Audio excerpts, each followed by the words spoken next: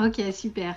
Donc, bienvenue à tous pour la première session des mardis d'Habitat Participatif, donc initiée par le réseau Habitat Participatif Ouest, dit HPO. Donc, Habitat Participatif Ouest, c'est quoi pour ceux qui ne connaissent pas? C'est à la base un réseau associatif qui promeut l'habitat participatif, qui a été initié de manière un peu informelle depuis 2008 par à la fois des habitants qui habitaient dans des projets d'habitat participatif, mais aussi par des partenaires, des accompagnateurs, des personnes du mouvement de l'habitat participatif qui souhaitaient que ça se développe sur le territoire du Grand Ouest. Et donc en 2017, on a décidé de se structurer vraiment en association. Et donc, Habitat Participatif Ouest réunit à présent 6 départements. Donc, on a les 4 départements bretons. Donc, on a HPO 22, on a HPO 29, on a Parasol pour le 35. Donc, Maxime, qui gère la technique ce soir, fait partie de Parasol, donc du réseau du 35. On a HPO 56 également pour la Bretagne. Donc, les toits partagés font partie du réseau du 56. Et donc, sur les Pays de la Loire, pour l'instant, on n'a pas tous les départements. Donc, on a le 44 et le 49. Donc, moi, je fais partie de la structure l'éco-habitant, qui représente la plateforme du 44. Il y a également HEN, Habitat Énergie Naturelle, qui fait partie de la plateforme du 44. Et on a l'association HEP 49, qui est la plateforme du Maine-et-Loire. Donc voilà, donc 6 départements pour le moment. Donc la volonté d'HPO, c'est vraiment les habitants de l'habitat participatif parlent aux habitants. Donc c'est vraiment un réseau d'habitants, de liens, de rencontres, un échange de pair à pair. Donc on met en place des événements, des rencontres régionales. Donc elles ont été annulées l'année dernière, mais on a reproposé une date et recalé une date pour le mois de juin. On espère que ça pourra s'organiser comme il se doit. On organise également des événements thématiques sur des thématiques spécifiques, par exemple les coopératives d'habitants, l'habitat senior, etc. Et puis, on met en place des outils à disposition des groupes d'habitants ou des particuliers qui sont adhérents du réseau pour promouvoir l'habitat participatif. Donc, il y a une exposition, par exemple, qui tourne et qui regroupe l'ensemble des projets du territoire, les projets qui sont livrés ou en tout cas bien avancés. Donc, les mardis de l'habitat participatif, c'est quoi? Et bien, en fait, au sein du conseil d'administration de HPO, on se réunit assez régulièrement. Et donc, dans le contexte sanitaire actuel, bien sûr, il est un petit peu difficile de se retrouver, de se rencontrer, de visiter des projets. Et donc, on avait envie de mettre quelque chose en place pour recréer du lien ou faire, en tout cas, garder du lien pendant ce contexte de confinement. Donc, on a décidé d'initier ça. Donc, tous les deuxièmes mardis de chaque mois, on propose à un groupe adhérent du réseau HPO de témoigner et donc de vous faire participer à son expérience, à son aventure. Donc, comment ça se passe? Vous avez un petit formulaire d'inscription si vous voulez témoigner qui est disponible sur le site HPO. Donc, vous pourrez aller voir ça après. Et donc,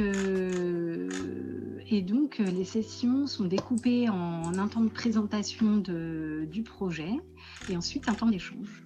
Donc, comme vous a dit Maxime, on filme ces sessions pour pouvoir les rediffuser ensuite et que chacun puisse revisualiser les éléments, histoire de compiler aussi un petit peu vos informations et puis de diffuser vraiment au maximum les infos sur les projets. Et donc le temps d'échange qui s'en suivra, vous pourrez poser des questions sur le chat et puis on vous donnera la parole si vous voulez ouvrir votre vidéo ou votre micro.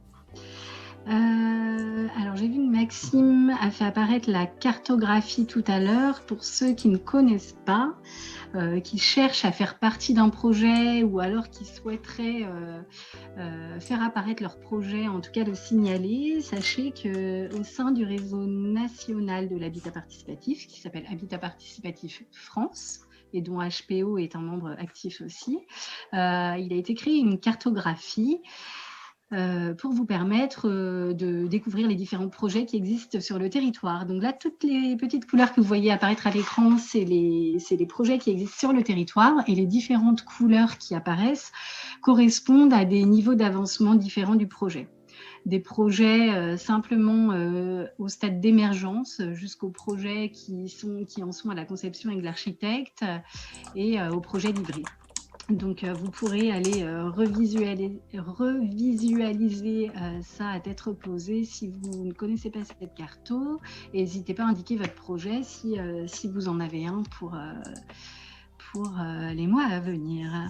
Et donc là, Maxime vous montre le site web du réseau Habitat Participatif France, où il y a également pas mal d'infos et de ressources.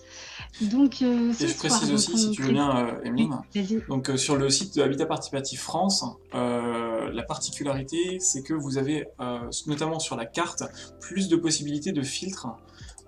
Contrairement à sur le site de Habitat Participatif Ouest, là vous avez tout un tas de filtres pour filtrer sur l'avancement du groupe, sur la structure juridique, sur la localisation, il y a plusieurs choses, donc n'hésitez pas à fouiller, on vous le remontrera sûrement en fin de conférence. Voilà, je te laisse la main, Amy. Ouais. Alors merci, ouais, tu as bien fait de préciser. Donc ce soir, donc, comme prévu, on embarque pour le Morbihan. Donc on va découvrir le projet des toits partagés, qui est un projet qui se situe à Lorient. Donc on a Marie-Laure et Marie-Yvonne qui sont avec nous ce soir. Et donc je vais leur laisser la parole pour la présentation. Surtout, n'hésitez pas à noter vos questions. On ouvrira les échanges après. Donc voilà, vous pouvez les noter sur le côté, nous on note, et puis on note qui voudra prendre la parole à la fin de la séance. Je vous donne la parole. Et oui, attendez, je précise juste quelque chose avant de lancer. Je vois qu'il y a une question sur les adhésions. Donc oui, quand on adhère à HPO, en fait, au sein du conseil d'administration et à l'assemblée générale d'HPO, on a décidé qu'une quote-part des cotisations versées pour l'adhésion au réseau régional, donc Habitat Participatif Ouest, était reversée au national, donc à Habitat Participatif France, et au local, à la plateforme sur laquelle, soit la plateforme qui vous accompagne, soit la plateforme de votre territoire. Où vous habitez. Donc voilà, ça c'est une décision qui a été faite au local. Donc c'est pas valable si vous adhérez à Habitat Participatif France, ça ne redescend pas au régional vers le local, mais par contre si vous adhérez à Habitat Participatif Ouest, on redistribue aux deux échelons nationaux et locaux, et on garde un tiers pour le régional, bien sûr. Voilà. Et ça marche aussi, ouais, voilà, aux actions type parasol. Marie-Yvonne et Marie-Laure, est-ce que vous pouvez réactiver votre micro? Vous nous entendez? Ça y est, c'est fait pour moi. C'est bon. Est-ce que vous nous entendez bien? Tout à fait. On t'entend bien, on te voit bien. Et toi, Marie-Laure, ça fonctionne? C'est bon. Moi, vous m'entendez? Oui, on t'entend. Très bien. Super. Bien. Je commence donc. Bonsoir à tous. On va d'abord se présenter. Donc, je suis Marie-Yvonne Loiseau. Je suis j'étais dès le début du projet des toits partagés. Je suis la matriarche en quelque sorte. Et voilà, on va vous présenter notre projet qui a mis du temps et qui met du temps, mais qui est un projet formidable et on est très fiers. Voilà. Et puis, Marie-Laure, tu te présentes peut-être tout de suite aussi. Voilà, donc Marie-Laure, moi je suis au projet depuis quelques années. J'ai adhéré lors des premières réunions publiques, en fait, faites par Marie-Yvonne, entre autres. Et moi, je fais partie d'un foyer de 4 personnes, donc avec 2 enfants. Voilà, et moi, je vis seule en tant que retraitée. Voilà. Alors, cette présentation va se dérouler en trois grands temps, en quelque sorte. Un temps où on va vous raconter un petit peu toute l'aventure et la construction du projet, parce que on pense que comme on essuie un petit peu les plâtres et qu'on est les premiers, peut-être que ça pourrait intéresser certains d'entre vous pour voir un petit peu toutes les étapes du montage du projet. Ensuite, on va vous présenter notre projet architectural et voilà, les principes fondamentaux du projet architectural, voilà, du projet. Et ensuite, on vous parlera des coopératives d'habitants, puisque c'est une des particularités de notre projet d'être en coopérative d'habitants. Voilà. Donc, on va commencer par un historique. Donc, c'est à la suite d'un projet, d'un article dans le Télégramme sur l'habitat participatif, avec un numéro de téléphone au bas de l'article, et un certain nombre d'entre nous ont téléphoné et on s'est retrouvés dans une salle de réunion pour pour commencer à construire ce projet. Nous étions 6 foyers à peu près à l'origine. Il n'en reste plus que 2 actuellement dans le projet actuel, hein, donc il y a eu pas mal de turnover aussi. Tu veux dire 2, voilà, qui étaient à la base. Qui étaient à la base, hein, qui étaient à cette première réunion. Puis, on multiplie un petit peu les réunions et dès le départ, donc, on était en contact avec des gens du GRT Ouest, qui était le groupe qui était à l'embryon d'HPO et de ce que c'est devenu maintenant à ce moment-là. 2010, ça, hein, donc c'était le moment où l'habitat participatif se remettait en marche un petit peu en France après une longue période un petit peu de stagnation. Au cours de plusieurs réunions, on commence à échanger sur ce que nous souhaitons et sur quels principes et valeurs nous voulons nous appuyer, et on formalise le tout dans une charte. Nous nous formons aussi aux différentes étapes de la construction d'un projet, et on sait déjà que ce sera un projet urbain et que ce sera donc à Lorient et un projet urbain. Donc, dès le départ, nous travaillons avec d'autres en lien avec le réseau régional et aussi avec le réseau national de l'habitat participatif. Ainsi, nous avons été invités à participer au niveau national à une démarche collective d'innovation initiée par l'Union sociale de l'habitat social, de l'Union de l'habitat social et du crédit coopératif, et qui était destinée à ce moment-là à identifier les freins à l'habitat participatif et à les lever dans le cadre de la rédaction de la loi ALUR, hein, qui a été ensuite rédigée en 2013. Et donc, tout ça a été vraiment des formations et une formation importante pour le groupe et des tas de rencontres, y compris de tout le mouvement de l'habitat participatif, y compris du logement social au niveau national. Et c'est là qu'on nous entendons pour la première fois parler de coopérative d'habitants. Nous décidons d'organiser une réunion publique à Lorient pour élargir le groupe. Ça a été un succès, hein. D'abord, Marie-Laure en est la preuve, et pas seulement elle, mais il y a eu, le groupe s'est à ce moment-là pas mal élargi. Donc là, on arrive en 2013. Ensuite, on continue à travailler sur notre projet, voilà, se mettre d'accord sur les grandes bases. En 2013, nous prenons contact avec la ville de Lorient. Et très vite, nous avons eu la chance d'avoir l'accord avec la ville de Lorient pour réaliser un projet d'habitat participatif au sein d'une ZAC en projet. Et dans la foulée, nous contactons un bailleur social, le Logis Breton, pour établir un partenariat. Nous étions déjà accompagnés à ce moment-là par Olivier Sensetti, mais de manière, et donc les cohabitants, mais de manière tout à fait informelle en quelque sorte. Et puis, assez vite, nous formalisons un contrat avec les cohabitants pour l'accompagnement du groupe, et nous avons aussi une chance assez formidable, c'est que cet accompagnement a été financé un tiers par la ville, par l'agglomération, par Lorient Agglomération, pardon, un tiers par Lorient Agglomération sur une ligne budgétaire expérimentation, un tiers par le bailleur social et un tiers par nous-mêmes, par les habitants. Et on commence à travailler sur ce que nous voulons, sur le projet architectural en lui-même, même si nous n'avions pas encore identifié le foncier précis sur lequel nous voulions être. Donc, nous commençons déjà à travailler sur les espaces communs, sur quel type d'architecture nous voulions, etc.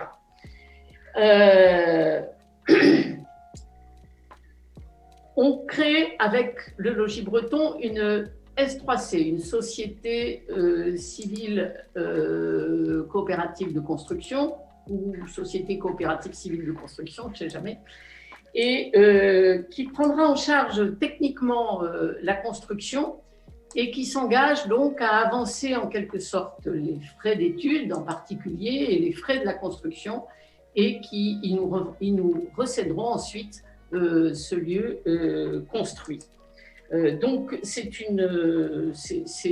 extrêmement important parce que de cette sorte, nous n'avons pas eu beaucoup d'investissements de départ à faire et donc ça a facilité le travail.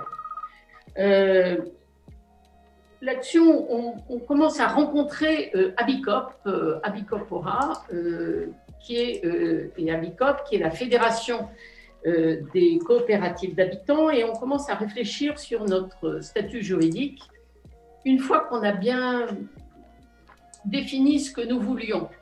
Et en particulier, nous voulions, on avait un souci, c'est que dans notre groupe, il y avait des retraités qui avaient eu la chance d'avoir pu acquérir un bien auparavant et qui pouvaient donc le revendre et avoir un apport important, mais qui avaient des pensions plutôt modestes.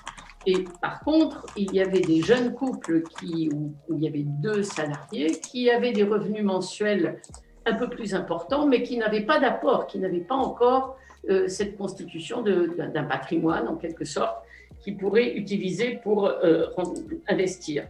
Et on se demandait comment vraiment mutualiser, comment est-ce qu'on pouvait mutualiser ces choses-là. Et c'est pour ça qu'on a commencé à s'intéresser à la coopérative d'habitants.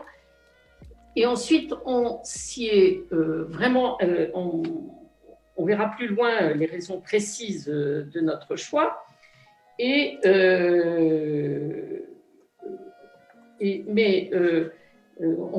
On avait déjà une réflexion politique aussi sur le logement à partir de là.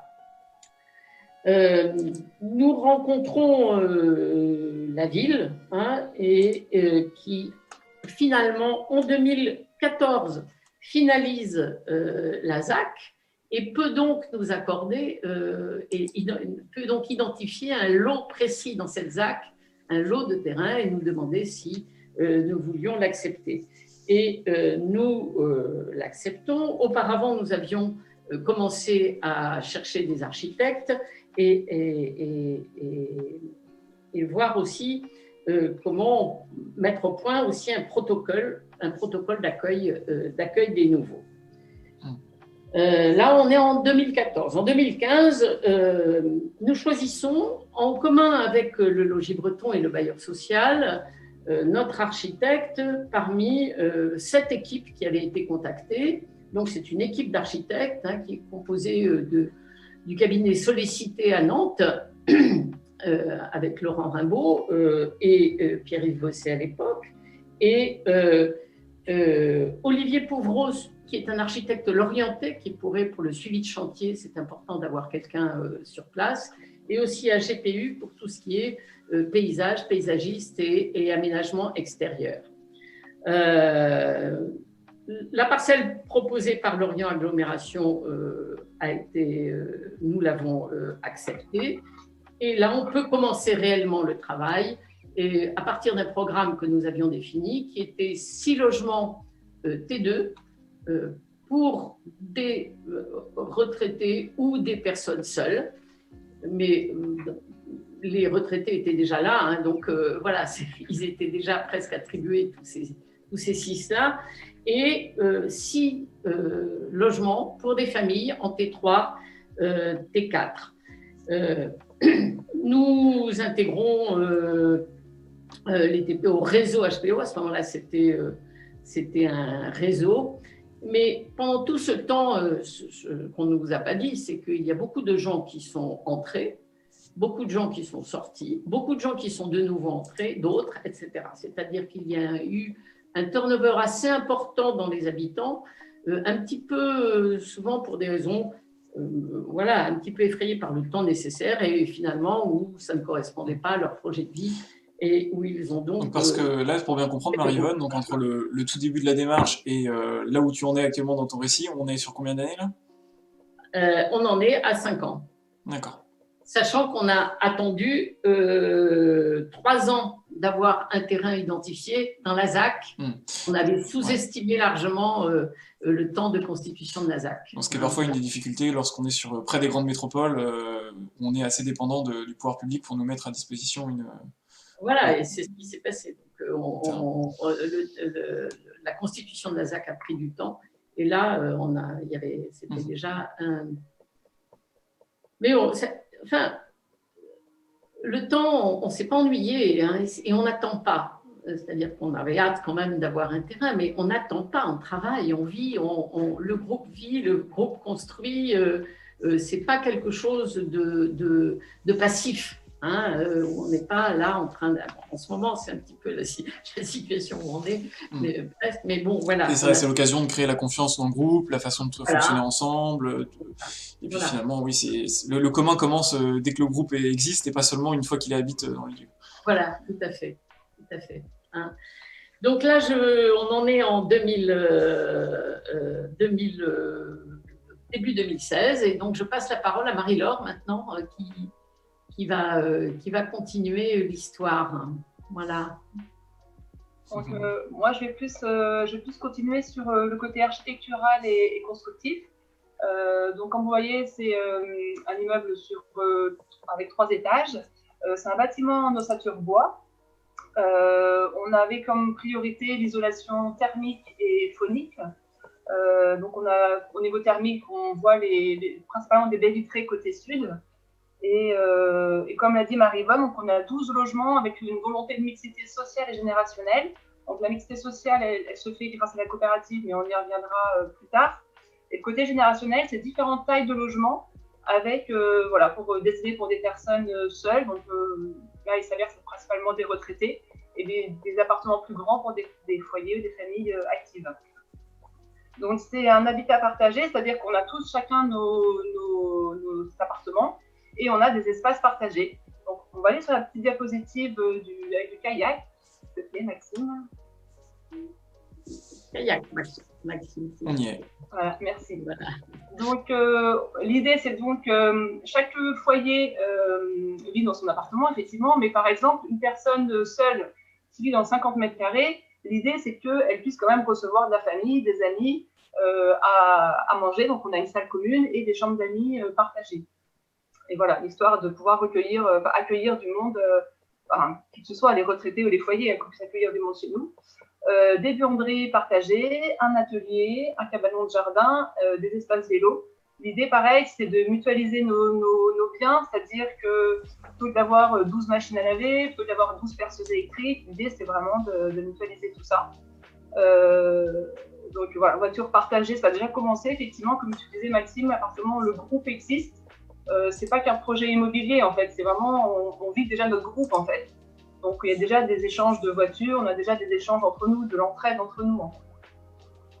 Et là l'image du kayak, c'est aussi pour montrer que quand on a fabriqué les plans, on a dû prendre en compte les besoins de chaque foyer. Donc réussir à caser un kayak de 3 mètres entre autres, c'était un des objectifs pour les architectes.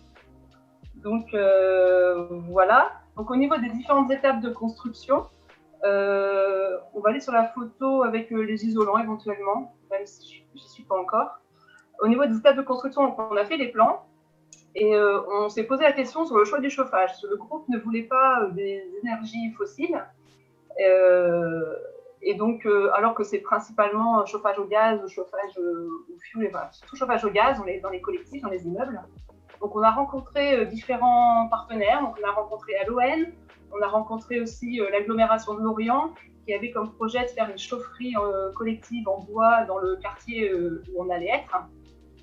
Et malgré toutes ces rencontres, on a vu que ce n'était pas faisable. On est plutôt parti sur des chauffages individuels. Vu que l'isolation thermique était assez importante, nos besoins en chauffage seront limités et on s'était dit qu'avec les archis, que les chauffages individuels seraient plus adaptés entre une personne retraitée qui peut rester chez elle toute la journée ou des actifs qui quittent leur logement toute la journée.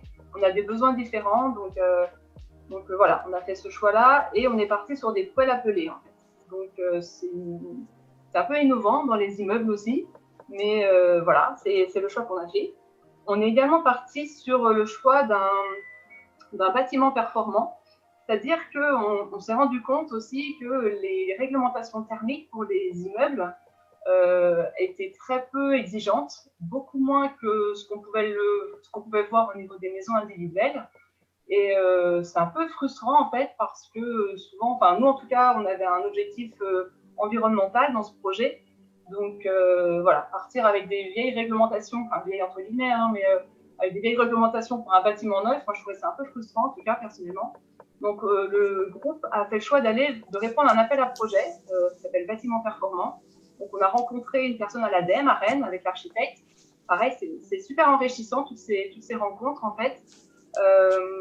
Et donc l'architecte et les personnes de l'ADEME ont pu échanger pour savoir si notre projet pouvait répondre à cet appel à projet. Et il s'avère que oui, on a réussi, on a eu un accord de l'ADEME et du conseil régional. Donc on a une aide de 90 000 € pour des surcoûts liés à l'aspect écologique du bâtiment, par le biais des isolants biosourcés et l'isolation approfondie, enfin l'ossature de bois, etc., les panneaux solaires, etc. Ensuite, donc, on a le permis de construire. Après le permis de construire, nous, notre étape que l'on a eue, c'est les échanges avec le bureau de contrôle. Là, c'est pareil, on s'est rendu compte que notre projet en ossature bois était pas, enfin, nos isolants biosourcés n'étaient pas très conventionnels. Et du coup, on s'est vraiment rendu compte, enfin, l'architecte a passé beaucoup de temps à essayer de convaincre le bureau de contrôle de valider des choses qui peuvent paraître habituelles dans les propriétés individuelles, mais qui ne l'est pas du tout dans le modèle collectif. Et donc là, on s'est vraiment rendu compte des freins du conventionnel par rapport à des projets architecturaux innovants, pareil, entre guillemets. Donc voilà, pas mal d'étapes, pas mal de temps avec le bureau de contrôle. Ensuite, on a la phase des appels d'offres, donc là où on va contacter des entreprises. Donc là, on a rencontré des charpentiers locaux. On s'est rendu compte aussi que des immeubles en bois, c'est pas si courant que ça en Bretagne. Donc on a eu un peu de difficulté pour trouver un charpentier, mais on l'a trouvé l'été dernier, donc on était très, très satisfaits au niveau du groupe. Et donc là, on est au niveau des appels d'offres, où il nous reste encore une entreprise à trouver pour le bardage métallique qu'on aura sur une partie des bâtiments. Donc toutes ces étapes-là se construisent avec différents échanges. Là, on a régulièrement des commissions marché, donc avec l'Office HLM Logis Breton, avec qui on a créé une S3C, comme l'a dit Marie-Vonne tout à l'heure. Donc, on les rencontre régulièrement avec les architectes pour faire des points de situation sur les entreprises que l'on a trouvées et ce qu'elles proposent comme devis, etc. Donc, aujourd'hui, on est à cette étape-là. Globalement, au niveau du coût de ce projet, on a le prix du foncier au prix de l'habitat social. Lorient Agglomération et Lorient la ville de Lorient nous ont attribué ce tarif-là, qui est très intéressant. C'est surtout, mais Marie-Vonne en reparlera aussi après, du fait qu'on soit en coopérative d'habitants et qu'on puisse avoir des tarifs à l'habitat social. C'est non spéculatif. Voilà. Du coup, le projet global, il a un coût de 2 millions environ et ça revient à 2 200 € à peu près du mètre carré pour les logements. Foncier, taxe. Ce qui est quelque chose d'assez raisonnable pour un projet urbain. Là, aujourd'hui, dans Rennes, on a des nouveaux projets, des fois faits par les promoteurs. On atteint parfois du 3 000, 3 500 € du mètre carré. Donc là, c'est quand même plutôt raisonnable. Après, on reste dans une ville moyenne. Lorient, c'est pas une agglomération, effectivement, comme Rennes. Donc, voilà. On a les avantages du fait que ce soit une ville moyenne et les inconvénients aussi, quelquefois, quand on a plus de difficultés à trouver des foyers qui sont plus encore sur l'idée de propriété individuelle en périphérie, quoi.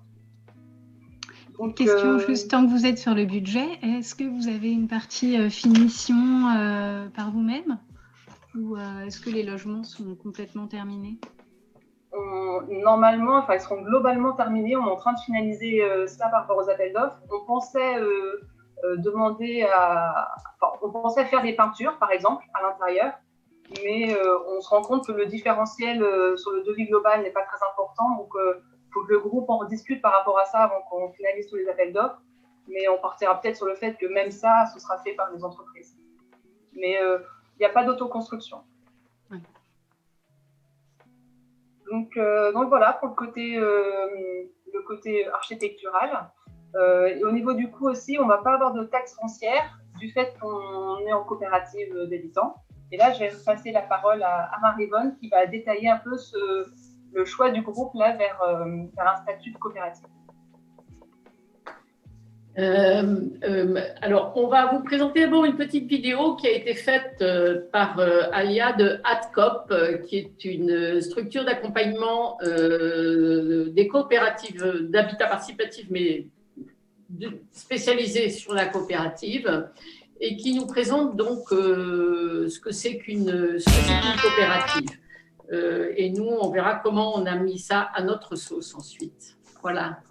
Donc, oui, je vais vous mettre ça. Vidéo. Ouais, et alors il faut que je partage aussi le son de la vidéo. Donc je crois que c'est dans Avancer. Et là j'ai. Ah mince, ouais, je vois que ça va être marqué uniquement le son de l'ordinateur. Bon, alors désolé, hein, je sais qu'on l'avait dit au début, mais donc ce soir c'est notre première, donc d'un point de vue technique on a encore plein de choses à apprendre. Ah si, voilà, partager le son de l'ordinateur. Voilà. Alors, normalement, vous allez me dire si vous entendez la vidéo. La coopérative, d'une manière générale, est un outil hérité des mouvements sociaux du XIXe siècle. Elle permet à chacun et chacune de se réapproprier et d'organiser collectivement des façons d'habiter, de travailler, de consommer pour répondre à des enjeux sociaux, environnementaux, économiques et politiques en ville comme à la campagne. La coopérative d'habitants s'inscrit dans ce mouvement. Ses valeurs fondamentales sont la propriété collective, la démocratie et la déconnexion avec le marché. Elle transforme fondamentalement notre rapport à la propriété. Le logement n'est plus un bien patrimonial, mais un droit pour toutes et tous. Le logement ne s'achète et ne se vend plus au gré de l'offre et de la demande, sa valeur financière est liée au prix de sa réalisation. Par ce fait, en ville, la coopérative d'habitants est un mécanisme anti-. Tu veux dire quelque chose, Marie-Vonne? J'ai une pause dans la vidéo. Ah, alors attends, je vais te remettre mon micro. N'hésite pas à le garder même quand tu parles pas, hein, c'est pas très grave. Vas-y, tu peux enlever à nouveau ton... Voilà. Ah, reclique une fois de plus, et on t'entendra. Voilà, on t'entend, Marie-Vonne. Ah Attendez, je te redonne à nouveau. Est-ce que là, c'est bon? C'est bon, on t'entend. Voilà, je voulais dire que le son était un petit peu faible et comme en plus il y a un décalage avec la parole, est-ce que tu peux régler ça un petit peu techniquement en montant le son simplement? Tout à fait. Eh bien, je remonte le son sans problème. Voilà. Spéculatif efficace. Le bien immobilier est géré collectivement par les habitants et les habitantes. Les décisions sont prises selon le principe d'une personne égale une voix, peu importe la taille de son logement ou l'argent investi dans la coopérative. La coopérative d'habitants dessine une voie nouvelle, ni propriétaire ni locataire, ou un peu des deux à la fois. Les habitants et habitantes sont des coopérateurs et coopératrices qui ont pour principe la solidarité, la transparence et la responsabilité. Chaque coopérative d'habitants est unique. Les futurs habitants et habitantes en définissent les contours, raison d'être, localisation et fonctionnement. Ils et elles participent activement à la conception de leur habitat, parfois même jusqu'à l'autoconstruction. Les coopératives d'habitants s'inscrivent aussi dans le mouvement de l'habitat participatif. Elles partagent un intérêt fort pour la mutualisation des espaces et des services, ainsi que la recherche d'habitats sains, écologiques, économes en énergie et la création d'un lieu de vie ouvert vers l'extérieur. Le fonctionnement de base d'une coopérative d'habitants est simple. Les futurs habitants et habitantes créent ensemble une société soumise à la loi de coopération de 1947 ou la loi Allure 2014. Cette société est à capital variable. Ce choix est fait selon la localisation et le fonctionnement de chacun des projets. La société coopérative, personne morale, est la maîtresse d'ouvrage et la propriétaire. Elle achète ou loue le terrain, elle s'entoure d'experts et d'expertes de la construction, elle choisit les entreprises de construction et passe des contrats avec elles, elle contracte les emprunts. Les coopératrices et coopérateurs, quant à eux, apportent de l'argent ou un bien à la société qui se traduit en parts sociales. Ces parts sociales constituent les fonds propres de la société. Il et elle reversent mensuellement à la coopérative, en contrepartie de la jouissance d'un logement et des espaces communs, une redevance. Cette dernière se compose d'une partie loyer et d'une partie épargne. À son départ, le coopérateur ou la coopératrice récupère ses parts sociales initiales et l'épargne cumulée. La coopérative d'habitants constitue aussi des provisions pour s'assurer de son bon fonctionnement.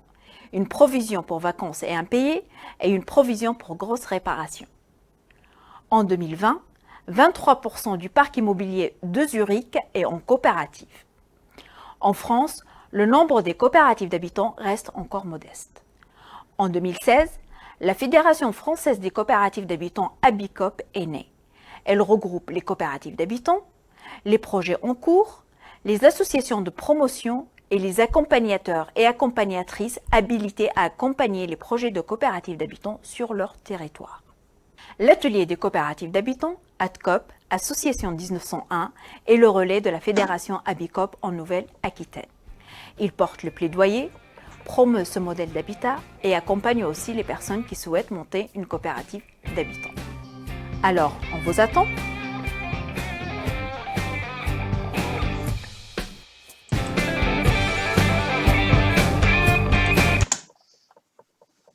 À toi, Marie-Yvonne, je te relaisse la main. Voilà, j'ai le micro ouvert. Bon, vous m'entendez? On t'entend, oui. Tout à fait. Nous avons choisi donc ce statut de coopérative d'habitants, d'abord parce que c'était une propriété collective et que ça correspondait vraiment, d'une part, à nos besoins de financement dans le groupe et aussi, politiquement, on voulait faire un pas de côté par rapport à la propriété privée dont les implications, en fait, nous semblaient contradictoires avec notre projet et avec le groupe tel qu'il fonctionnait à ce moment-là. On a choisi aussi ce statut-là parce qu'elle permet une gestion démocratique, une personne, une voix, peu importe la taille du logement, ce n'est pas du tout les millièmes qui comptent, ni combien on a mis ou quel capital on a mis dans la société, c'est une personne, une voix, y compris dans un couple, hein, dans un foyer qui y habite. Les deux membres du couple sont sociétaires. Elle permet une plus grande mutualisation des moyens et ceci avec une grande liberté de décision. Nous sommes maîtres de notre gestion et de fixer les loyers comme nous le voulons, sauf que nous sommes en partie en PLS, donc on a aussi des taux de loyer à ne pas dépasser. PLS, c'est Prêt locatif social. Du prêt locatif social, c'est-à-dire que le prêt qui est un prêt aidé nous impose certains plafonds pour l'occupation des logements et certains plafonds de loyer aussi. Elle permet une plus grande décision, une plus grande mutualisation des moyens. Par exemple, OTP, les gens qui ont de l'apport, généralement des retraités qui ont pu acheter un bien, ont des revenus plus faibles et peuvent prêter à la COP pendant 15 ans pour pallier le manque d'apport des foyers qui ont des revenus mensuels plus importants mais qui n'ont pas d'apport, pour permettre d'arriver à 15% d'apport qui est le montant de l'apport demandé par les banques et le montant de l'apport personnel demandé par les banques. Donc, cette possibilité-là, on avait l'impression, en tous les cas, que seule la COP pouvait nous le donner. Une autre possibilité aussi, c'est que l'un des foyers qui était dans le groupe, non seulement n'avait que très peu d'apport, mais avait aussi des revenus faibles.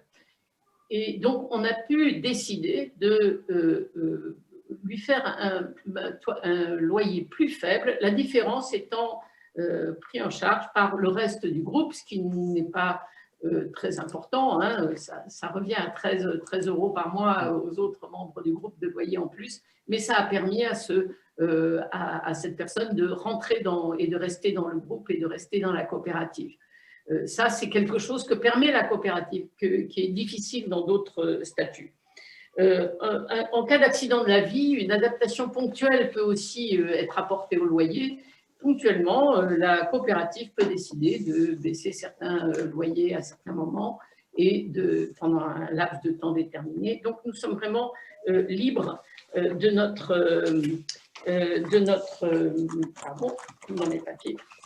notre gestion. Elle permet aussi de mutualiser les risques face à l'emprunt, puisque c'est la coopérative, c'est la société coopérative qui emprunte. Donc, les personnes âgées, elles, n'ont pas ce problème-là pour emprunter, n'ont pas de problème d'emprunt bancaire à faire, hein, puisque c'est la société qui emprunte. Et moi, je dis aussi qu'elle permet de ne pas immobiliser, pour ceux qui ont de l'apport et ceux qui ont capital, elle permet de ne pas mobiliser son capital dans des murs, forcément. L'apport initial est beaucoup moins important que pour une propriété privée. Et donc, on peut consacrer, ceux qui ont de l'apport et du capital peuvent consacrer ce capital à aider leurs enfants maintenant et pas qu'ils attendent leur décès pour pouvoir profiter d'une aide des parents ou d'un éventuel héritage. Et puis, surtout, et aussi, elle permet la non-spéculation. Un des grands soucis en France du mal logement, c'est bien la spéculation immobilière, hein, qui fait que beaucoup de gens ne peuvent pas se loger. On le voit, les prix du marché montent sans cesse, en particulier dans les métropoles et dans les zones très tendues. Et la coopérative interdit cette spéculation-là. Et nous ne serons jamais le propriétaire de notre logement. On a la jouissance d'un logement contre un loyer. Et nous ne pourrons pas vendre nos parts sociales avec de la plus-value au-dessus de l'augmentation des loyers. Donc, c'est politiquement quelque chose d'extrêmement intéressant. Alors, pour terminer, je vous donne juste un petit peu un exemple, c'est le mien, hein, un exemple de comment ça va se passer très concrètement. Je vais avoir un T2 de 56 mètres carrés avec une terrasse de 20 mètres carrés, très gâté. Je vais verser et acheter 26 000 € de parts sociales, récupérables bien sûr en cas de départ et y compris en cas de décès par mes héritiers. Je vais prêter 18 500 € à la COP et voilà comment va se décomposer ma redevance. Je vais avoir 512 €. Donc la redevance, hein, pour rappel, c'est ce que tu vas payer chaque mois. Voilà, ce que je vais payer chaque mois. Alors, dans cette redevance, il y a une part loyer et il y a aussi une part épargne et une part acquisitive. Donc, je vais payer un loyer de 512 € qui correspond au remboursement du prêt par la COP, qui correspond aussi aux provisions pour gros travaux, pour vacances et impayés, pour vacances de loyer impayés, pour d'autres provisions aussi, de variation de taux de TVA puisqu'on a des prêts à taux variables, etc. Toutes ces provisions-là sont sécurisées, sont faites dans la part loyer. Ensuite, on a une part compte courant d'associés. Comme ce loyer ne suffirait pas à subvenir et à sécuriser la COP, qui a besoin d'un peu plus de trésorerie, on paye aussi tous les mois 113 €. Moi, je paierai 113 € de compte courant d'associés, qui est une part de la redevance qui est récupérable en cas de départ et qui est récupérable aussi en cas de décès. La COP va me rembourser 110 € par mois du prêt que j'ai fait et j'ai 13 € de mutualisation, ce qui me fait une redevance de 528 € les 15 premières années d'occupation de mon logement. Et ceci est stable, c'est-à-dire que je ne vais pas avoir un propriétaire qui va me dire hein, que mon loyer augmente, etc. C'est vraiment quelque chose qui est et où tout est prévu, tout est provisionné et c'est absolument sécurisé au niveau de dépenses. Sachant qu'on est exempté de la taxe foncière puisqu'on a des prêts PLS et que là aussi, ça fait une belle économie. Hein, quand on est propriétaire privé, la taxe foncière, c'est une part importante à sortir tous les mois. Et et comme on va avoir des dépenses d'énergie très faibles, pour moi, ça va être à peu près 240 € par an de chauffage et je suis assez frileuse. Donc, ça va vraiment, financièrement, c'est vraiment quelque chose d'intéressant. Alors, nous travaillons avec la fédération, nous sommes adhérents à la Fédération française des coopératives d'habitants. Deux d'entre nous, enfin, un d'entre nous maintenant, Fred, est membre du conseil d'administration et travaille en particulier sur quelque chose qui est assez important pour nous, qui est un fonds de mutualisation, c'est-à-dire que toutes nos provisions pour vacances d'impayés, gros travaux, etc., on va essayer de les mutualiser pour pouvoir fluidifier et mutualiser au sein en France, au niveau national, entre toutes les coopératives, mutualiser ces possibilités de remboursement des départs, des décès, etc., des héritiers et autres choses. Donc, voilà, on est très, très content d'avoir choisi ce mode ce statut d'occupation. Voilà. Merci Marie-Vonne. Est-ce que ça conclut votre présentation? Non, Marie-Laure? Non? Alors attends, je vais peut-être vérifier que Marie-Laure a bien son micro d'accepter. Voilà, Marie-Laure, tu peux enlever à nouveau, remettre ton micro. Ah bah non, mais on a perdu Marie-Laure en fait. On a perdu Marie-Laure. J'ai l'impression. Est-ce que tu sens de faire la partie de Marie-Laure? Je lui envoie un petit message d'abord. T'es où? Et oui, c'est ça la solidarité aussi dans la vie participative. On fait attention à ses voisins, on se demande comment ils vont. Alors sinon, Marie-Laure, on peut peut-être, Marie-Vonne, pardon, on peut peut-être passer aux questions. Juste commenter cette diapositive qui est le partage des voitures et les voitures partagées. On avait fait ça au cours d'un pique-nique et c'est vraiment, ça correspond absolument à notre manière de… Voilà, on va de l'avant tous ensemble dans la même voiture. Voilà. C'est super cette photo. C'est d'abord une aventure humaine. D'abord. Complètement. Alors, est-ce qu'on passe aux questions du coup en attendant Marie-Laure? Comment tu vas, Marie-Vonne? Elle a des problèmes techniques, elle revient. D'accord. On avait une première question donc, tout à l'heure que je n'avais pas vu passer, notamment au moment où vous parliez des prix. Donc Nicolas demandait, pouvez-vous nous préciser le taux de TVA auquel que vous avez? Alors, c'est 10%. Au moment où on a commencé… Au moment où on a où on a créé notre coopérative, c'était 5,5 et M. Macron nous a passé à 10. Voilà. C'est un super cadeau, ça. Taux de TVA à 10%, ceci dit, c'est quand même moitié moins que pour un logement classique. Et voilà. Donc, c'est l'agrément PLS, donc prêt locatif social, qui vous permet de bénéficier de cette TVA de 10%. Sinon, vous auriez été à une TVA à 20%. Voilà. Étant donné qu'on est sur de la construction neuve. Voilà. Tout à fait. Alors, on a des questions qui se bousculent. Allez, on va enchaîner sur une question qui parle toujours des sous, puis on reviendra après sur d'autres sujets. Donc là, on a Titouan et Nathanaël qui demandent le loyer sert entre autres à la coopérative pour rembourser son emprunt, n'est-ce pas? Cela représente quelle part des 512 €? Déjà, cette première question. Alors là, ce n'est pas moi le ministre des Finances de la COP, donc je ne vais pas pouvoir répondre très précisément à cette question. Par contre, la question suivante qui est…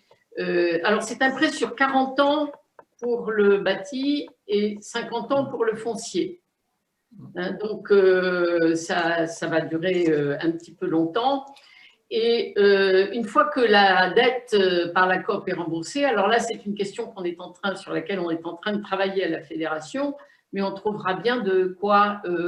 c'est toujours la société qui sera propriétaire de l'immeuble. On ne sera jamais propriétaire de notre logement, même à la fin des 40 et 50 ans. Mais on est en train de voir comment… De toute manière, il y aura des réparations à faire, il y aura des rénovations à faire. Je pense qu'on pourra peut-être baisser les loyers d'ailleurs à ce moment-là, mais il y aura toujours un loyer quand même nécessaires pour faire fonctionner cet immeuble. C'est ça. Donc il y a plusieurs pistes qui sont en tout Oui, cas étudiées.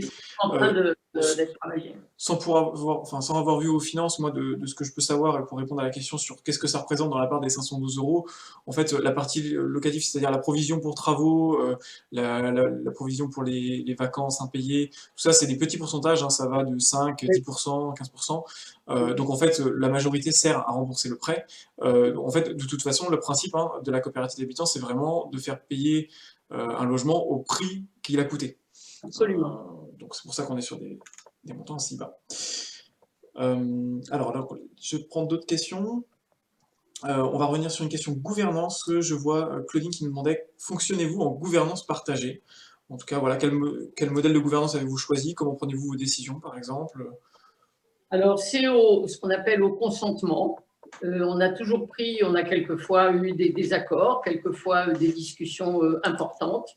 Mais on ne s'est jamais vraiment, ça n'a jamais été tendu vraiment entre nous, et on a toujours réussi. On n'a jamais voté encore. On n'a jamais voté sur une décision au toit partagé. Ça a toujours été au consentement. On a pris le temps. Hein. C'est du boulot, ça prend du temps, on s'écoute et il y a beaucoup d'écoute. Et moi, personnellement, j'ai fait beaucoup de progrès sur l'écoute des autres. On apprend. Hein, c'était plus compliqué pour moi avant. Et ça m'a vraiment aidé à travailler cette question-là de l'écoute des autres. Est-ce que vous avez été accompagné sur ce sujet pour mettre en place une gouvernance partagée, ou est-ce que vous êtes formé? Comment est-ce que ça s'est passé? Alors, Marie-Laure, si elle est là, non, pas encore. Marie-Laure a été formée, elle, dans son cadre professionnel, à la gouvernance partagée. Et mais on s'y... Voilà. Le seul point de désaccord qu'on a quelquefois, c'est sur les ordres du jour, qui les fait, etc. Si on prend le temps de faire l'ordre du jour en gouvernance partagée complètement, il y en a qui estiment que ça prend beaucoup de temps et qu'on n'a plus le temps après de vraiment discuter des points réels. Donc voilà, on a quelquefois eu des désaccords sur ces trucs-là, mais ça fonctionne. Ça reste de toute façon, j'imagine, une façon de fonctionner qui est assez dynamique, où vous vous adaptez au fur et à mesure. Quoi. Absolument. Alors, je reste dans le même sujet. Donc, il y a Isabelle de la Bigotière qui pose une question justement sur le lien. Donc, le projet, il existe depuis 2010. Donc, on va dire que pour ceux qui sont là depuis le début, ça fait presque 10 ans que vous y êtes. Là, vous êtes en phase de démarrage de travaux, on va dire. Comment est-ce que vous faites pour maintenir le lien entre vous dans cette période où vous êtes dans l'attente d'aménager? Comment est-ce que vous faites pour maintenir le lien, le commun à ce stade? On n'attend pas, on agit. On agit ensemble. Hein, je crois que c'est la clé. On n'attend pas, ne pas attendre. On agit ensemble. On a les partenaires un petit peu se rappeler à leurs bons souvenirs de temps en temps. On a des décisions encore à prendre. On a tout le travail sur l'accueil des nouveaux. Il faut qu'on se forme aussi à la gestion d'une coopérative. Donc, on travaille là-dessus. On a des commissions et on travaille aussi sur la communication. Alors, pour l'instant, tant qu'on n'a pas vraiment finalisé les appels d'offres et qu'on n'a pas un calendrier, on ne fait plus de communication pour recruter de nouveaux habitants. On est 8 foyers sur 12 logements. Il reste 4 logements à attribuer. Donc, on a des contacts réguliers avec des gens qui souhaitent entrer dans le groupe et dans la coopérative. Mais pour l'instant, on ne fait pas beaucoup de communication, sauf ce soir, hein, évidemment, mais on ne fait pas beaucoup de communication parce que c'est un peu l'Arlésienne maintenant, un petit peu notre projet à Lorient. Donc, les gens ont un petit peu dans la tête. Et puis pour des jeunes, comme c'est des jeunes, des familles, on souhaite des actifs, ils ont besoin d'avoir une visibilité à court terme pour vraiment intégrer le projet. Et bon, là maintenant, on est sur le point d'y arriver. hein, mais on attend, on fera une belle pause de première pierre, une belle fête et une belle communication à ce moment-là. Et là, on commencera vraiment à travailler. Alors, pour le lien entre nous, on n'attend pas. D'abord, on travaille ensemble. Ensuite, on se partage des voitures. Moi, je partage une voiture. Voilà, on a 2 voitures pour 3. Voilà, donc, tous ces liens-là, on va faire des balades ensemble. On a eu gardé des enfants, mais là, les enfants ont grandi. Donc, il n'y a plus trop de garde d'enfants maintenant pour les mamies. Et voilà. Donc, le lien, et tous les mois, on a une mensuelle, hein, tous les mois, on se réunit, et y compris avec des réunions de commission encore. Voilà. Ok. Pour info, Marie-Laure vient de revenir. Oui, Voilà. je suis désolée, problème technique, donc j'ai changé de support, voilà, désolée. Pas de souci. Quelle typologie il reste, Marie-Vonne, pardon, dans le projet? Bon, j'ai pas compris. Quelle typologie de logement il reste dans le projet? Tu disais que c'était plutôt des grands logements pour les C'est familles? les 3 T4 qui restent Les 3 actuellement. T4. Hein. Il reste un grand T4 qui peut aller jusqu'à 90 mètres carrés, qui est une chambre d'amis qui peut y être intégrée si au besoin. Donc, ça peut faire un grand logement de 90 mètres carrés ou bien il peut faire 75 mètres carrés. On a 2 duplex de 75 mètres carrés et un petit T3 de 58 mètres carrés. Ok. Et donc, vous disiez que là, aujourd'hui, le processus d'intégration est fermé, mais donc, comment est-ce que vous envisagez de faire rentrer les... Il n'est pas fermé. Hein. Ah, d'abord, on a des contacts par la cartographie. Hein. Ça marche la cartographie. Vous pouvez vraiment y aller. Donc, par la cartographie, on a des contacts. Je pense qu'il y a 2 personnes d'ailleurs qui sont là, que l'on va rencontrer bientôt, qui sont là ce soir et que l'on va rencontrer bientôt. Et puis, voilà. Donc, des logements pour des actifs, hein, et des grands logements, les 3 T4. Ok. Est-ce que les personnes, les personnes qui veulent poser des questions, n'hésitez pas à nous dire si vous voulez parler directement en vidéo. On vous ouvrira le micro, ce sera peut-être plus simple que de poser par écrit. N'hésitez pas à laisser un petit message sur le chat pour nous. Alors, on demande si on a du terrain. Vas-y, Marie-Laure. Alors oui, pour répondre à la question par rapport au terrain, donc nous, notre terrain au niveau du foncier est assez limité, mais on sera juste à côté d'une zone… Comment? Non, je crois qu'il y a eu un petit souci avec la connexion d'Emeline, mais tu peux continuer, Marie-Laure. Ok, on sera juste à côté d'une zone aménagée et arborée, donc ils appellent ça l'île verte, c'est une zone humide, donc du coup, on n'aura pas d'espace privatif en jardin, mais on sera entouré de verdure, quoi. Et à côté de notre logement aussi, il y aura un jardin partagé normalement, enfin un jardin pédagogique plutôt, pardon, qui sera installé par l'école, qui est juste à côté de nos logements. Et dans la ZAC, il y aura aussi des jardins partagés. Et nous avons préféré la densité. Hein, nous voulions densifier. Je pense qu'en ville, il faut densifier et occuper peu de terrain. Les places, voilà, écologiquement parlant, c'est important. Tout le monde pourra aller à son travail en vélo, hein, les actifs, parce que les retraités, on est tranquille. Mais donc, on a choisi, en ville, on a choisi de densifier et de ne pas avoir beaucoup de terrain. On aura un peu, hein, plus de quoi, un peu de barbecue et de recevoir, manger dehors, lire un livre. Voilà. Est-ce que vous avez travaillé la relation justement avec le quartier, avec d'autres projets qu'il y aurait autour dans le quartier? Est-ce que vous y avez réfléchi ou est-ce que vous attendez de voir, d'être sur place et que ce soit construit pour commencer à tisser du lien? Marie-Laure, on n'a pas été vraiment en relation pour l'instant avec les personnes du quartier, vu qu'on n'y est pas encore concrètement. Après, je sais que l'Office HLM Logis Breton qui construit à côté de nous, je pense que leur intérêt aussi, c'est en nous accompagnant dans ce projet, c'est d'ouvrir aussi, nous, notre groupe, et eux, leurs habitants, à une vie de quartier, en fait. Donc voilà, je pense que ça se fera vraiment concrètement quand on sera dans les locaux, quoi. Je suis désolée, hein, du coup, j'ai dû m'absenter tout à l'heure. Enfin, je me suis absentée pour des raisons techniques. Hein. Je ne sais pas si on a pu le dire tout à l'heure, mais l'intérêt aussi d'un groupe d'habitat participatif, c'est... moi, je me rends compte que le groupe étant ouvert sur différents réseaux, que ce soit HPO ou Abicop, j'ai découvert plein d'outils, en fait, des outils de travail qu'on utilise, nous, dans notre groupe pour s'organiser. Donc, on utilise Trello, les Framadat, les Framalis, etc. Et c'est des choses qui peuvent paraître habituelles pour certains aujourd'hui, mais que moi, je ne connaissais pas du tout avant. Et je m'en sers même dans mon cadre professionnel.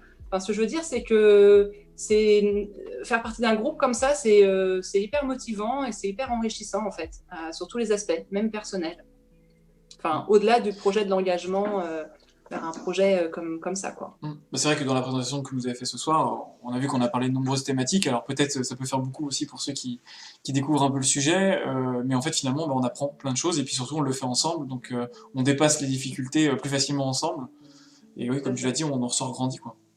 Moi je dis toujours que c'est une université du troisième âge in situ. Vraiment la quantité de choses que nous avons apprises sur le fonctionnement du logement en France, le logement social, l'architecture, les matériaux, les statuts juridiques, c'est vraiment extrême, c'est vraiment très, très, très passionnant. Voilà. Et je reprends encore un tout petit peu la parole. Je ne sais pas par rapport à la coopérative si ça a été abordé, mais l'intérêt aussi de la coopérative, peut-être qu'il y aura un autre sujet sur cette thématique-là une autre fois, mais c'est quand on fait des provisions tous les mois, ça change l'état d'esprit. C'est-à-dire quand on est en copropriété et qu'il y a besoin de faire des travaux, on doit faire un appel de fonds. Et c'est toujours compliqué parce que tout le monde n'a pas, les fonds disponibles à un moment donné, au moment où il y a besoin de faire des réparations. Le fait que nous, on fasse des provisions qui soient comprises tous les mois dans notre devance, le jour où on aura des travaux à faire, on n'aura qu'à décider par rapport à l'argent des provisions, quelle priorité on attribue au niveau des réparations. Et je pense que ça change vraiment l'état d'esprit et ça évite des conflits aussi de voisinage, quoi. À nouveau, un des avantages de la coopérative. Il y en a encore d'autres, hein, par exemple, mais je vais m'arrêter là après sur la coopérative.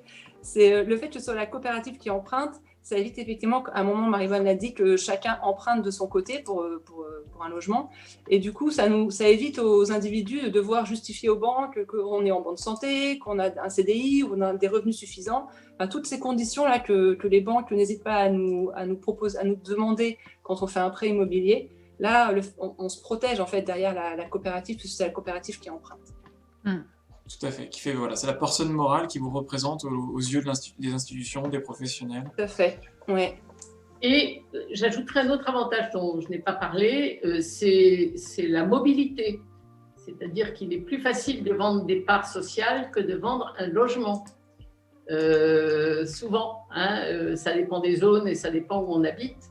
Mais c'est des sommes moins importantes et ça permet aussi une mobilité. Alors, chez nous, il y a un engagement de 5 ans quand même pour entrer dans la coopérative parce qu'il faut quand même stabiliser un petit peu.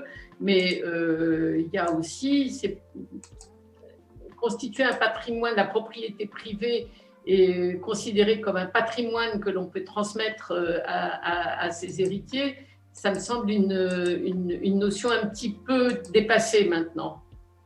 Ils peuvent hériter des parts sociales, ils peuvent hériter des comptes courants d'associés, mais c'est plus facile d'hériter d'argent, à mon avis, que d'hériter pour des enfants et pour des héritiers, pour des enfants, enfin non, pas pour les enfants, pour des adultes, pour une descendance. Pour des descendants, c'est plus facile d'hériter d'argent que d'hériter de murs avec tout ce que ça comporte, après, toutes les implications, quoi. Les entretiens et tout. L'entretien, voilà. Je fais la suite avec une autre question qui est quand même en lien avec le montage financier. C'est la question de la banque. Est-ce que vous pouvez nous dire quelle banque a décidé de vous suivre sur votre projet? Est-ce que vous avez eu des difficultés à la trouver? Alors, non, on a eu de la chance. C'est la Caisse d'épargne qui nous finance. Nous sommes allés rencontrer le responsable à l'économie sociale et solidaire de la Caisse d'épargne à Lorient et qui a tout de suite été intéressé par notre projet. Et il travaille en lien avec le Crédit Foncier. Et donc, nous avons obtenu un prêt PLS avec des garanties d'emprunt. Ils ont demandé des garanties d'emprunt. Et là aussi, on a eu de la chance puisque la ville et l'agglomération de Lorient ont garanti nos emprunts à 50% chacun. Donc, c'est vraiment… on est tombé sur une agglomération et une commune très favorable pour ce genre de projet. Voilà. Il y a une autre question par rapport au bailleur social. Alors, je ne sais plus, peut-être que vous l'avez dit tout à l'heure dans l'historique. Déjà, pourquoi est-ce que vous êtes allé chercher un bailleur social? Quand est-ce qu'il est arrivé? Et quel rôle est-ce qu'il joue dans votre projet? Alors, tu y vas, Marie-Laure, ou j'y vais? Je peux répondre. Donc, l'intérêt du bailleur social, on a créé une société avec eux, donc une S3C. Donc, il y a plein de sigles. Je sais qu'au départ, c'est un peu indigeste. Donc, on a créé une société avec le bailleur social. L'intérêt, c'est que c'est le bailleur social, comme disait Marie-Yvonne, qui avance les frais. Donc, la coopérative rachètera les logements au bailleur social à la fin. Et nous, en tant qu'individus, donc coopérateurs et coopératrices, on n'a pas avancé d'argent, quoi. Donc, voilà, ça nous évite pendant toute la durée de construction du projet, ça évite de devoir nous aussi débourser de l'argent. Et un autre avantage, c'est que si par malheur les 1, 2 ou 3 ou 4 logements n'étaient pas attribués et ne trouvaient pas preneur au sein de la coopérative, Logis Breton se chargerait de les louer. C'est-à-dire qu'on a vraiment un filet de sécurité derrière. Si jamais on ne trouve pas de coopérateur, ce qui ne peut pas arriver. Mais, ce qui est peu probable. Voilà. Au vu des demandes sur le marché. On sera sécurisé de ce côté-là. On est sécurisé de ce côté-là. Vous avez pu aller chercher un opérateur parce que vous étiez tous sous des plafonds de revenus à ne pas dépasser, ce qui permettait d'aller chercher cet opérateur. Et donc, il a permis de sécuriser le projet en le finançant et donc en portant la responsabilité. Alors, pas tous. On a un logement libre. Un logement libre. Un des membres du groupe était au-dessus des plafonds. Et donc, voilà, ce logement-là était en libre et n'a pas pu être porté par le bailleur. Par le prêt. C'est donc notre apport qui va financer ce logement-là. Très bien. Il y avait d'autres questions? Je vois qu'il y a plusieurs questions, peut-être. Alors, il y en a une qu'on a sautée un petit peu plus haut. Donc là, c'est par rapport à la salle commune. Est-ce que vous avez projeté des usages dans la salle commune? C'est peut-être le moment de s'y pencher plus, certainement, avant la livraison. Ça devient plus concret, en tout cas, aujourd'hui. Oui, alors on a chacun nos imaginaires là-dessus. On va les partager pendant la construction, à mon avis. Là, pour l'instant, on est sur d'autres thématiques. Mais bon, on a une cuisine dans la salle commune, d'abord. Donc ça, c'est important. Déjà, ça fait un bel usage. Et puis, non, on trouvera vraiment de quoi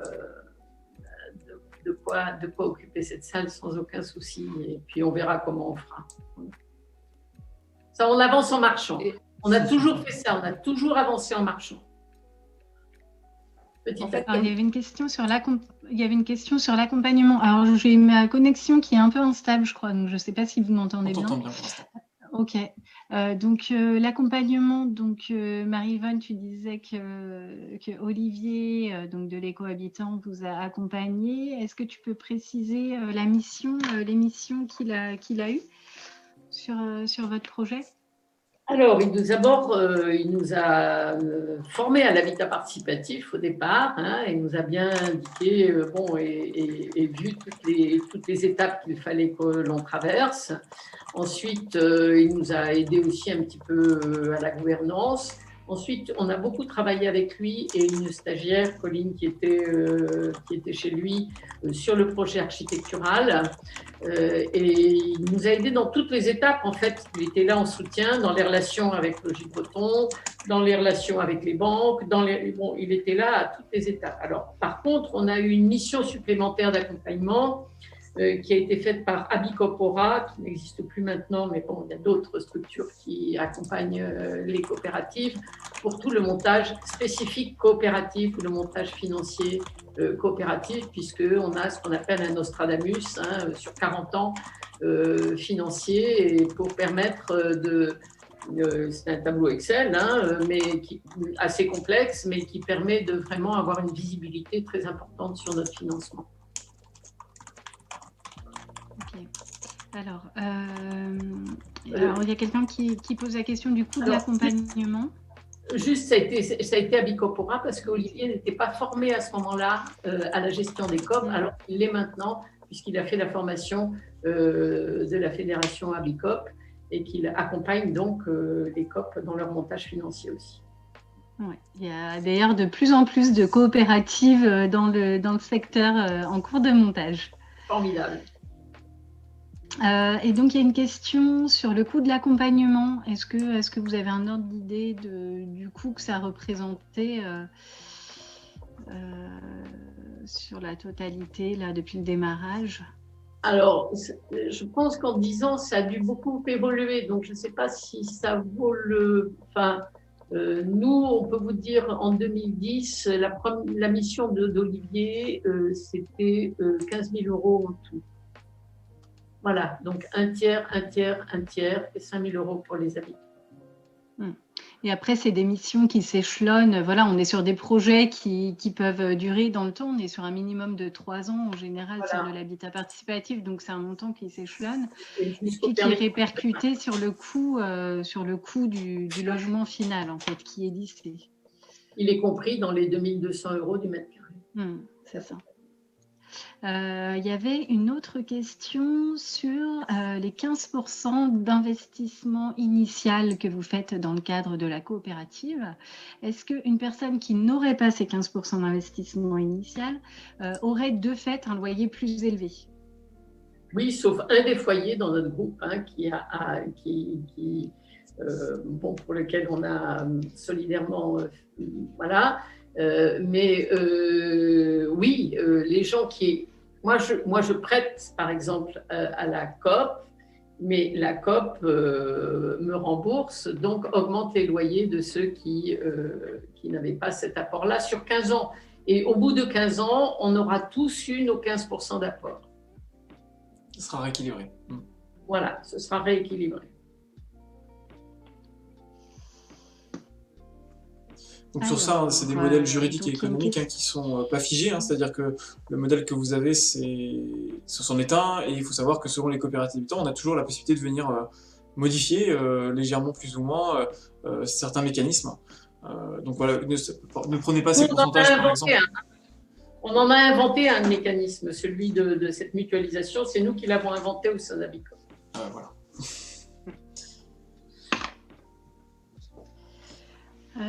Alors, il y a une question sur les espaces communs. Alors, ils ont été listés tout à l'heure. Est-ce que vous pouvez les rappeler? On peut peut-être repasser la petite slide sur les communs. Voilà. Alors, la personne a la réponse. Alors, avec salle commune avec scène et terrasse, la scène n'est plus là. Parce que le groupe a évolué, on n'a plus besoin de scène, donc voilà. Et ça a entraîné un surcoût dont on a dû se passer. Très bien. À un moment donné, il y avait pas mal de musiciens et donc ça aurait fait intéressant. 2 chambres d'amis, des buanderies partagées, un atelier, un cabanon de jardin et des espaces vélos. Voilà. Et dans la buanderie, on aura aussi des espaces de rangement partagés. Enfin, chacun aura son espace de rangement, mais tout sera centralisé au niveau des buanderies. Parce qu'on n'a pas de cave.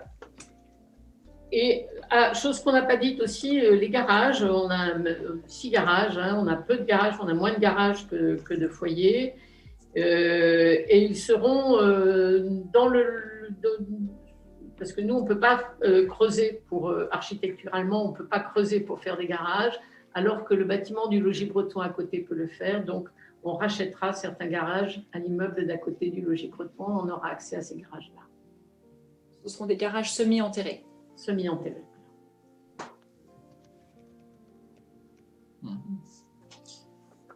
Je ne sais pas si ça a répondu aux questions. Si, je pense, c'est très très bien.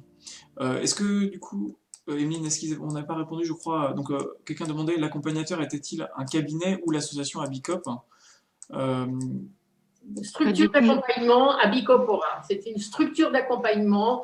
À un moment donné, la fédération s'est séparée, s'est scindée entre d'un côté une structure d'accompagnement qui était Abicopora et d'autre part la fédération Abicop qui avait toute la gestion politique de la chose. Donc toute la partie technique était gérée par Abicopora. Abicopora n'existe plus maintenant, mais il y a ADCOP, il y a les cohabitants et il y a une nouvelle formation, organisée par la fédération pour des accompagnateurs pour qu'ils se forment aux coopératives d'habitat. C'est ça. Et donc vous avez aussi l'accompagnement de l'éco-habitant qui est sous forme associative, basée à Nantes et qui font l'accompagnement et dont Emeline fait partie. Voilà. On a une autre question. Je vous ai noté le nom dans le chat. Super. On a une autre question, je crois, sur Zenon qui demande quand est-ce que vous avez écrit votre charte? Alors, document aussi qu'on appelle parfois vision, raison d'être. Alors, selon les groupes, on n'a pas toujours les mêmes vocabulaires. Peut-être, voilà, est-ce que vous en avez fait une est-ce que vous avez mis par écrit? Il semble avoir dit au début, mais bon, peut-être que j'ai zappé ça. Oui, on en a fait une dès le départ. C'était le premier travail parce que c'est ce qui permet vraiment. La rédaction de la charte permet en fait de discuter beaucoup et de bien préciser les choses, de ce qu'on veut, de ce qu'on veut pas, de ce qu'on voudrait, et de se faire un imaginaire commun par rapport au projet. Mais c'est pas très formel. Ce qui est plutôt intéressant, c'est tout le travail de rédaction qui permet ces discussions-là justement et cette construction-là dans le groupe. J'imagine qu'elle a été revue depuis le départ jusqu'à aujourd'hui. On s'en occupe plus de la charte, on s'en occupe plus. Elle est implicite maintenant. Ouais. Après, vous avez intégré. Voilà. Quand on a dû créer la coopérative, on réinterroge dans tous les cas notre vision du projet. Donc, il y a d'autres étapes où, dans tous les cas, ces éléments-là sont abordés. Oui, parce que quelque part, c'est une entente morale qui vous permet d'avancer et puis peut-être de temps en temps d'y revenir, de la faire évoluer. C'est un outil parmi d'autres. Alors moi, je vais poser une question. Je crois qu'il n'y en a plus d'autres. Là, n'hésitez pas à en poser. Il nous reste encore un peu plus de 5 minutes. Concernant les commissions, tout à l'heure, vous aviez dit que vous travaillez en commission. Combien vous en avez? Et puis, lesquels est-ce que vous avez mis en place dans votre projet? Les commissions, on a une commission communication qui est chargée de mettre à jour le site internet, Facebook, etc. On a une commission nouveaux arrivants qui est chargée de répondre aux sollicitations que l'on peut avoir. On a une commission comité de gestion qui est chargé, là, dans le cadre de la coopérative, enfin, c'est pas une commission, c'est un comité de gestion, du coup, qui est chargé de prendre pas des décisions, mais de préparer tout ce qui est juridique et financier en lien avec la coopérative. Et les partenaires, le comptable, etc. C'est-à-dire que, voilà. Tout ce qui est juridique et financier, en fait. On a un conseil, alors c'est pas une commission, mais c'est un conseil de surveillance. Donc, c'est un petit groupe qui rencontre régulièrement l'Office HLM, donc le logis breton, avec qui on a créé notre société. Et je crois que c'est tout. Si après, on a des référents, en fait. Le groupe accueil des nouveaux, on a la commission accueil des nouveaux aussi. Voilà, on a des référents en contact avec les archis pour éviter que les architectes soient sollicités par tout le monde. Donc, on a des référents par rapport à ça. On avait des référents par rapport aux interlocuteurs de la ville. Enfin, on a différents référents dans le groupe en plus. Voilà. Il n'y a qu'une personne qui intervient auprès des différents partenaires, une ou deux personnes. Voilà, en lien toujours avec le groupe, mais le contact direct, c'est une ou deux personnes. Ok. Alors, est-ce que certains ont d'autres questions? Alors, je crois qu'on a sauté une autre question sur les coopératives. Alors, c'était sur la part de remboursement. Donc, la question, c'est pourquoi la part de remboursement de la dette du loyer n'est pas transformée en part sociale? On peut peut-être remettre le schéma sur la répartition de la redevance. Voilà, parce que je ne l'ai pas commenté puisqu'il y avait Alia qui intervenait là-dessus, mais alors, vous avez dans le modèle loi Allure ici, et ici le modèle vertical SAS loi de 47. Alors, rapidement, pourquoi est-ce qu'il y a ces deux modèles? Parce qu'actuellement, avec la loi Allure, par exemple, on n'aurait pas eu le droit au prêt PLS. Il y avait des soucis aussi sur la garantie finale. Il y a des décrets qui ne sont pas encore sortis depuis 2014 qui permettraient effectivement appliquer la loi Allure dans tous les modèles de coopératives. Donc, on est en train, la fédération Habicop et aussi au sein de HPF, de Habitat Participatif France, font du lobbying et font du travail auprès du gouvernement pour faire avancer ces points-là qui restent encore en suspens. Et donc, nous aussi, nous sommes comme le village vertical, c'était notre loi, une société à capital variable, loi de 1947, qui permet justement d'avoir accès au prêt PLS. Voilà. Et donc, pour revenir sur la redevance, vous avez une partie locative, une fraction locative, une fraction acquisitive d'épargne. Voilà. Et donc, aujourd'hui, vous récupérez en partant pas l'intégralité de la redevance, mais seulement cette partie acquisitive. Voilà. On appelle les comptes courants d'associés. Avec un mécanisme de compte courant d'associés, tout à fait, qui va faire des prêts. Voilà. Très bien. Alors, ça permet d'avoir d'avoir de la trésorerie pour la coopérative. Voilà. Et leur montant, on peut décider de les faire varier comme on veut. Alors, Titouan, qui a posé la question, on va pouvoir la dire à l'oral, parce qu'a priori... D'accord, ça va pas. Okay. Non, mais il voudrait des compléments d'information, j'imagine. Oui, bonsoir. Bonsoir. On va rentrer bientôt d'ailleurs, je crois. Oui. Alors, Marie-Bonne, vous ne vous souvenez sans doute pas de moi, mais moi, je me souviens de vous, il y a 2 ans, à la journée des associations de Lorient. Je venais juste d'arriver à Lorient et ça faisait 2-3 jours et je suis tombé sur vous à la journée d'association. Et j'ai été vraiment conquis par votre projet et je vous félicite pour tout ce que vous avez fait. C'est vraiment… C'est très clair. Merci. Vraiment très bien. L'autre jour, j'ai appelé et je voulais nous voulions vous rencontrer pour éventuellement voir ce qu'il en était. Et puis, j'ai reçu les documents qui décrivaient un petit peu plus, et notamment cette partie financière que je ne maîtrisais pas jusqu'alors.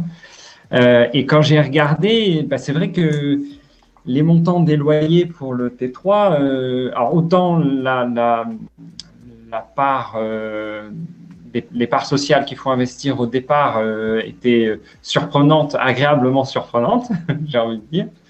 Autant les loyers nous ont un petit peu surpris, enfin, nous ont pas surpris, mais c'est surtout quand on s'est rendu compte que si jamais on quittait les toits partagés, ils nous étaient pas remboursés.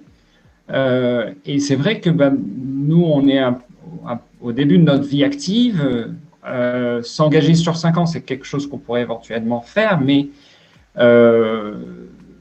certainement pas on peut pas s'engager sur 15 ans ou 20 ans. On ne sait pas la vie, ce qu'elle nous réserve. On a déjà eu quelques surprises dans la vie, l'un comme l'autre. Et c'est vrai que il s'agit de un peu plus de 700 € pour le T3 qu'on regardait. C'est vrai que devoir investir 700 € dans la coopérative, ce qu'on comprend très bien, mais qu'après, elle ne soit pas retournée si jamais on s'en va un jour, ça nous a un petit peu posé question. Et c'est là où je me suis dit, mais qu'est-ce qui va se passer à la fin quand le remboursement sera terminé? Quid du loyer? Qu'est-ce qui va se passer? Et je me suis demandé qu'il devait y avoir une logique qui m'échappait. C'est là où je voulais avoir... Parce que en fait, je ne comprends pas pourquoi cette part de loyer n'est pas transformée en part sociale. Et je rejoins sur ce que vous avez dit. Je trouve ça super, le fait que, effectivement, c'est plus facile de vendre des parts sociales, etc., que de vendre un logement, etc. Donc, le fait de ne pas être propriétaire, mais d'avoir des parts sociales, ça me parle très bien.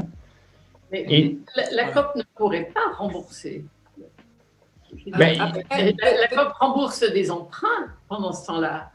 Donc, oui, vous faites partie si vous entrez dans la coopérative, on fait tous partie d'un roulement qui permet à la coopérative de continuer à loger des gens, en quelque sorte. Et vous aurez payé une partie de cette propriété collective, et avec un droit d'usage sur un espace pendant un temps donné. Bien sûr que c'est pas 20 ans, hein, l'engagement, c'est justement plus facile, je pense, de partir d'une coopérative que de vendre un logement, etc. Mais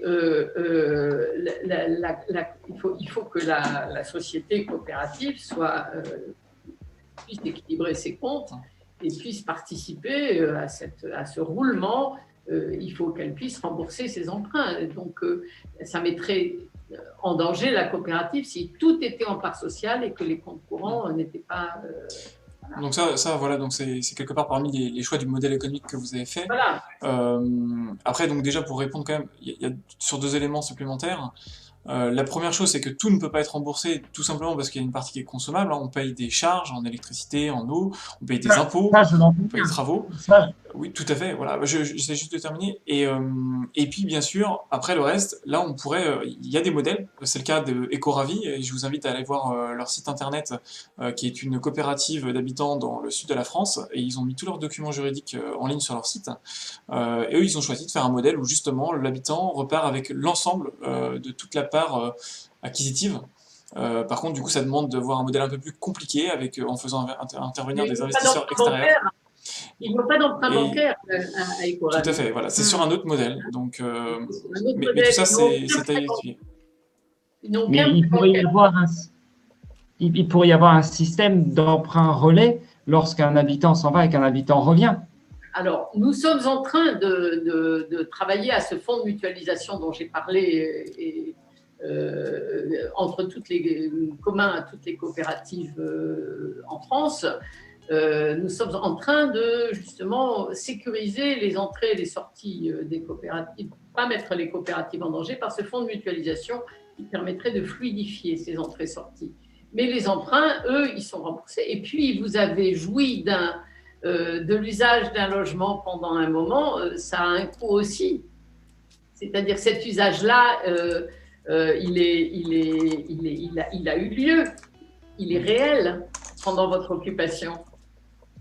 On va essayer de conclure assez rapidement sur le sujet. Hein. Voilà. Allez-y, faites cette dernière échange. On en rediscute quand on se rencontrera, n'est-ce pas? D'accord. Emeline, si je ne me trompe pas, il me semble qu'on arrive à peu près au bout de notre interview, notre première interview. Ouais.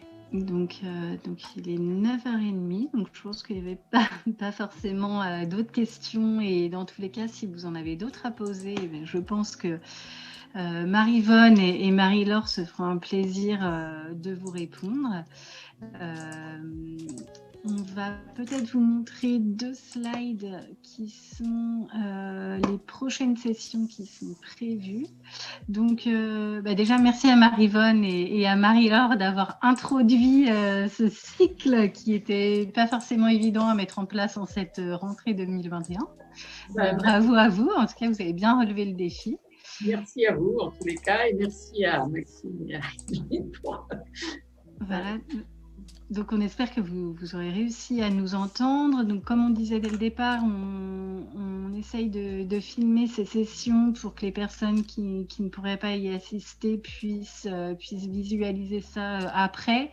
Après, vous avez bien compris, nous, l'importance de ça, c'est d'être vraiment un temps d'échange. Donc, voilà, les personnes qui témoignent sont heureuses de vous répondre et de permettre ce lien de pair à pair. Donc, si vous pouvez vous connecter, c'est encore mieux en direct. Donc le prochain témoignage, donc ce sera le mardi 9 février, donc c'est le 2e mardi de chaque mois. Donc le même lien à cliquer, donc vous verrez, on fera une petite relance de com là-dessus. Donc le 9 février avec le projet des Amis de Max, qui est un projet qui se situe à Rennes, un projet de 7 foyers, qui a été livré vers 2018, je crois, si je ne me trompe pas. Et puis, au mois de mars, le 9 mars, on part dans le 44 à Saint-Nazaire avec le projet Soleil Levant. Donc, pour l'instant, tous les autres mois sont vides. Donc, les autres groupes qui sont adhérents du réseau, n'hésitez pas à aller sur le lien d'HPO. On a mis le lien dans la newsletter aussi qui est partie début janvier ou fin décembre. Donc, vous pouvez vous inscrire en fait pour témoigner. Il y a un petit agenda partagé à compléter. Vous aurez un petit questionnaire aussi à remplir pour répondre à quelques questions sur le projet. Et sinon, je voulais vous informer, on met aussi en place pour les groupes qui démarrent vraiment, on a décidé de mettre en place un cycle de formation à destination des habitants ou aux groupes projets qui sont vraiment en démarrage. Et vous pouvez voir le programme pareil sur le site d'HPO. C'est tous les mercredis soirs, je crois, au mois de février. Donc, le programme est sur le site. Maxime ou Marie-Vonne ou Marie-Laure, est-ce que vous auriez d'autres choses à rajouter? Eh bien simplement, donc, comme tu l'as dit, donc, tout ça on l'a enregistré et donc on va le mettre sur la chaîne YouTube de Habitat Participatif Ouest. C'est une toute nouvelle chaîne, je l'ai mis le lien dans le chat et puis du coup on espère vous retrouver mensuellement, tous les 2e mardis du mois pour toute cette année en tout cas, on va essayer. N'hésitez pas à faire circuler le lien. Tout à fait, c'est ça. Ouais. Et puis on essaiera de... voilà. Super. Okay. Merci aussi à tous. Merci à vous, merci à tous. Au revoir. Et puis, on va clore la vidéo, puis à bientôt pour la prochaine session. À bientôt. Bonne soirée. Salut, bonne soirée.